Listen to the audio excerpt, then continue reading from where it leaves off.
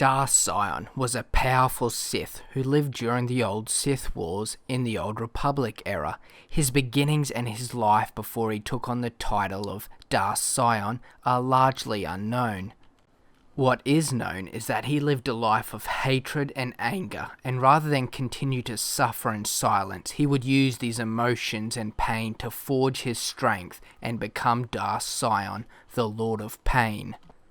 During the Great Sith War, as a Sith marauder in Exar Kun's empire, he would constantly fight against countless Jedi in his desire to seek death.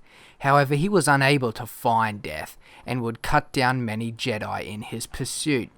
Sion believed he was immortal, and built his tolerance for pain during his many engagements with the Jedi and suffered many injuries. Eventually he would be struck down on the battlefield. However, he would not die, but rather harness his pain and use it to forge a new resolve and inner strength, and rise once again and strike down his would-be killer using his hate and anger. Using the power of the dark side, he was able to hold his now decaying body together. The cost was severe and the pain immense, but he was willing to pay this in exchange for immortality. Darth Sion would live on past the fall of Exar Kun's empire and fight in the Madalorian Wars, further growing his abilities in the dark side and joining Darth Revan's new empire. However, Darth Revan would eventually fall, and Sion would witness the demise of Revan and his empire through what he perceived to be a great weakness of Revan. Eventually he would be found by Sith Lord Darth Traya, along with another Sith, Darth Nihilus, and they would create the Sith Triumvirate.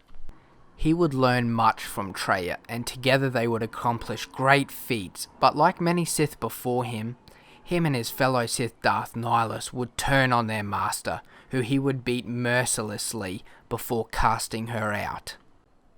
Together with Darth Nihilus, they would assassinate countless Jedi and bring the Jedi to the brink of extinction as they expanded their reach throughout the galaxy. They would come close to their goal of wiping out the Jedi, but Nihilus would eventually fall as a result of Darth Traya's influence and manipulation over the events that led to his death. Darth Traya would bring herself before Sion and sway him back to her side.